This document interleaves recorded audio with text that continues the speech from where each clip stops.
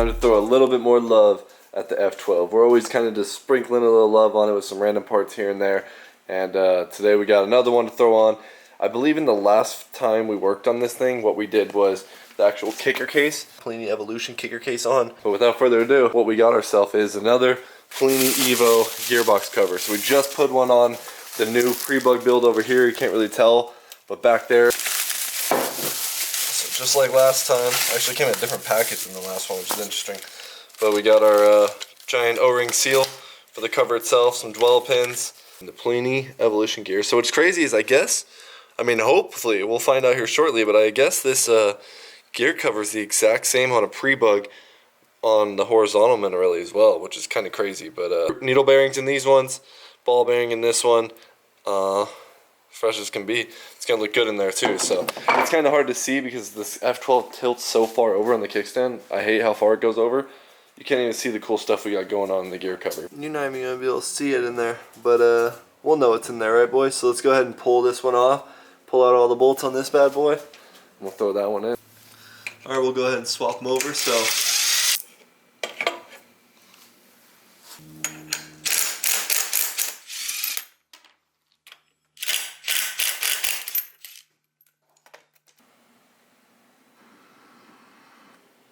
I went ahead and pressed out the shaft out of the old cover. We got the new one on with the shaft pressed in. Got our little O-ring all around there. Just going to make sure we don't get any oil on the actual seal itself. Clean all this up, slap it on, and we should be able to throw everything back in. She's all in there, boys. Time to throw the kicker cover back on now. We got it filled up with gear oil as well, so she's ready. Alright, so we got the gear cover. It's all in there. You can't really see it, but if you know, you know. You see it back there, a little Polini Evolution. Oh my God, almost snapped my camera tripod. It's in there. But we got one more thing to add to the F12. So you're riding comfortably like this. That's full throttle. So like, think about how uncomfortable that is in wheelies. Like, it should just not be that long, right? So like we did on most of my builds, at least lately, we're gonna put a quick throttle on this thing. So we already got it right here, and see why quick throttle, just the simple one. Hopefully get something more like the new pre-bug build where it's, look at that. That's full throttle, boys. That's a quarter turn to that. Also, it's going to get rid of my kill switch and my starter. I went ahead and already removed the starter gear when I did the Polini Evo stuff because I knew that was going to happen. But RIP, no more electric start, but that's fine. Now we should be able just to kind of move it out the way. We don't have to take it all the way off. Alright, now what sucks is we're going to have this big old hole right here in between the throttle because I don't want to go too far in. You don't want to hit the bar. And then I have to go, I already trimmed back the plastic a little bit, but I would have to cut away a lot of the headset to be able to get that throttle in there more. Alright, well we have one more thing to do to the F12. So we added the Polini gear cover on. We got everything tucked in there. You can't really see it. We got the quick throttle on here. Kinda not liking how big that gap is right there, but we have nothing we could do about it. The old throttle had like the starter switch and everything over here. Without it, it can't slide any more in because the bar is already sticking out right here. So we're kind of just by default stuck with that gap right there. But it's not too big of a deal. If you remember a few F12 videos ago, I put a smart carb on here. But the problem is that this carb is a 26mm carb that's on here. And that's a big carb for a Minarelli engine. These engines can run with a 70 kit with a 19mm carb. I was thinking that maybe if it's a smart carb, 26mm will work itself out with it being a smart carb, etc, etc. But spending so much time trying to tune this smart carb, it runs good off the line at first, right? It runs perfect, especially when you first fire it up. But after you go on a little bit of a ride with it and you go on a long open pull and then you let off, it's so loaded up with fuel where it just was like falling on its face for so long after that. Like, I can't change the jetting on it, I can't do anything like that. I could change the metering rods, but then I have to order metering rods, and I kind of just gonna be bouncing around tuning it. So for today, I wanted to try putting another 21mm CP carb in this. So I haven't tried a 21mm in this bike. It had a 19mm CP before this smart carb that we put in, and that 19 actually had a problem with the float bowl, so it was always giving me issues off the line, etc, etc.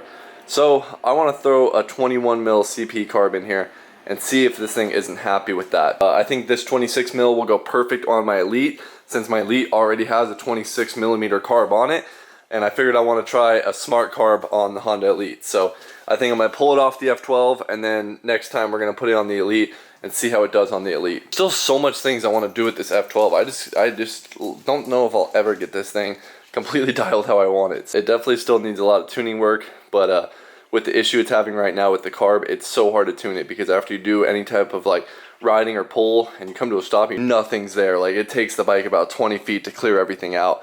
And I've tried messing with the actual adjuster knob on the carb itself, but as Smart Carb said, they even commented on my last video, that adjustment, it only affects pretty much the idle and the very low end. And I think the problem we're having is in the top end. Alright, so CP 21 mil carb is on there now. I had to switch out the actual intake boot that goes to the stage 6 manifold to the smaller one because obviously the Smart Carb one was huge.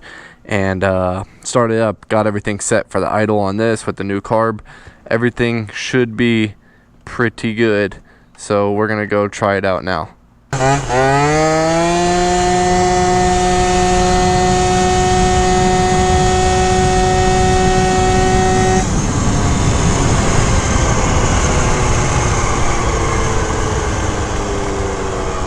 Oh man. Let's see. Come to a stop. It's still weak, like. See, when you get back on it. See how long it took to engage right there?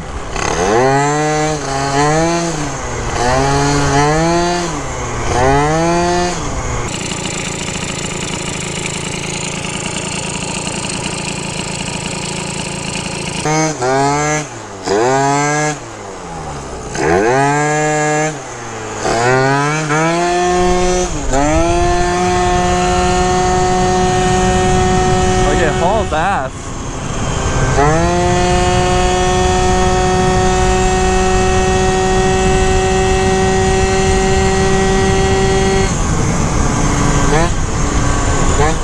Why does it feel like that though? See how dead it is right there? So that's the CVT. Something's going on back there with the engagement, bro. I don't know if we're slipping or what is going on, but like when it gets hot,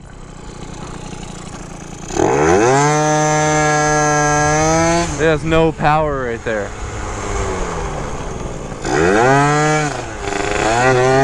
Oh my. Dude, what the fuck, F12, bro? What the hell? Why does this thing keep going? Like every time I do a step forward, I go 3 steps back on this thing.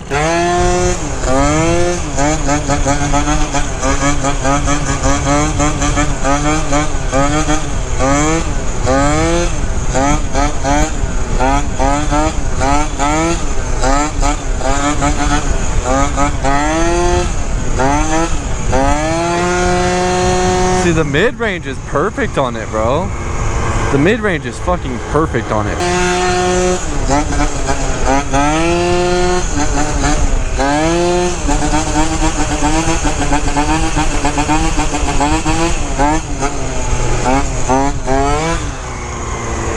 Got the F12 all taken apart over here, everything out of the CVT. And we had a strong 2K Contra. We have the NCY pulley. And we have a stage 6 clutch, all with strong springs in it. So stage 6 clutch has the red springs. We had the red Contra, the strongest Contra, and NCY adjustable pulley. I had the adjustable on like the steepest point, so it shifted the soonest, which I think that might be part of the issue when it was engaging. It was shifting into like a higher, like dropping the belt too low type of deal, especially when it was hot. So I think that's gonna do that. So I went and swapped it completely to the farthest opposite. So I swapped it to the most bankest one, so it shifts the slowest. We're also gonna be throwing a 1500 Contra spring in, a medium instead of the red. I'm actually gonna go ahead and swap the medium stage 6 springs I have in now, because I just want to completely feel the difference all for once and then work from there. Alright, here you have our dumbed down, if you will, rear pulley setup. So we went with the 1500 spring. We changed the shifting notch in the actual rear pulley. We got our stage 6 with maxed out medium springs. So we went from a stiff clutch setup, and it had all the weights in the back. The stage 6 clutches on the actual pads themselves, where the arms are, they have these little weights. I had 3 weights in there. I put only 1 in each one now, and we have the medium springs, medium Contra. We really lowered the aggressiveness of this rear pulley down a lot, and the shifting. So I'm gonna throw it all back in right now. I'm gonna keep the same roller weights, everything. Let's go try it.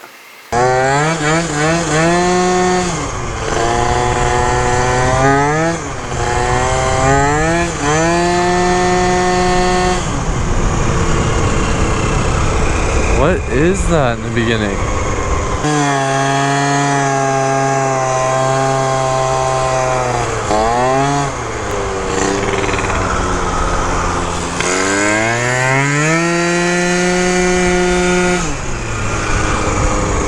I don't know, man. I cannot get one happy setup on this bike.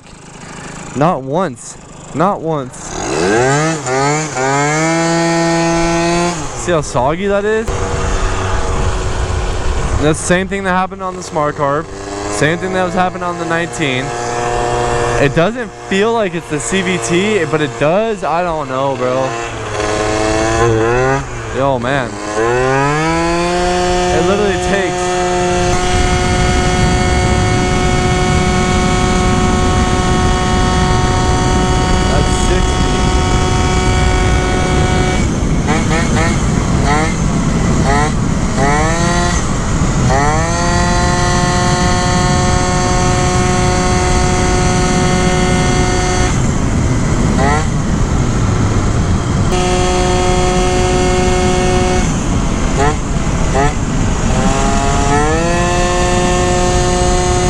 Like, it feels good, like, don't get me wrong, but it could be so much better.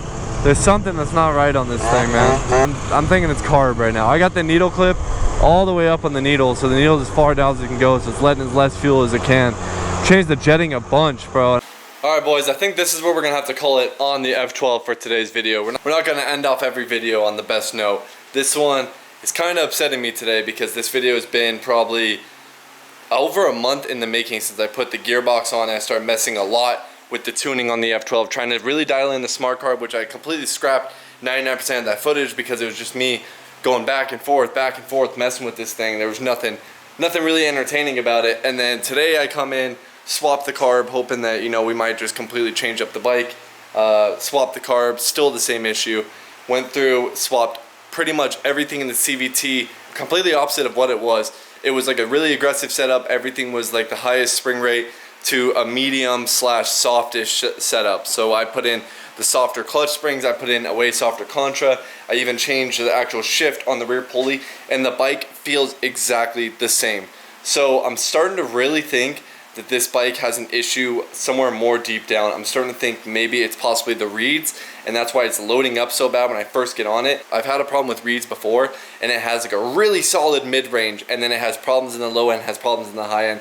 I'm starting to think that maybe the reeds in this are not the best. And the reeds in this are still, I want to say either the stock ones or the ones that came with the Stage 6 manifold. I'm not too sure. By the looks of the reed block itself, it almost looks like the stock reeds.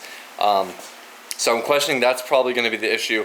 I'm going to go ahead and upgrade them and order some V-Force reeds because I was really happy with when I put those top performance V-Force style reeds on this Zuma a couple videos ago. But I think I'm going to go ahead and order some for the F12, and then when those come in, pull off everything on the F12 and really go through it and kind of check everything out from there. But today I swapped the jets in the car multiple times. I think I ended up at a 104, which is like what's come stock in a CP21, a 104 main, and I want to say a 36 pilot, and the bike is still doing the exact same thing. No matter what I do, no matter what I change on the bike, it's doing the exact same thing every time. So it's completely just blowing my mind at this point, and I don't get what's the problem is. So if you have any ideas, make sure you guys leave some comments down below. But that's gonna do it for the F12. This has been, like I said, this video is over a month in the making, and it's been 6 months since I uploaded a video on the F12.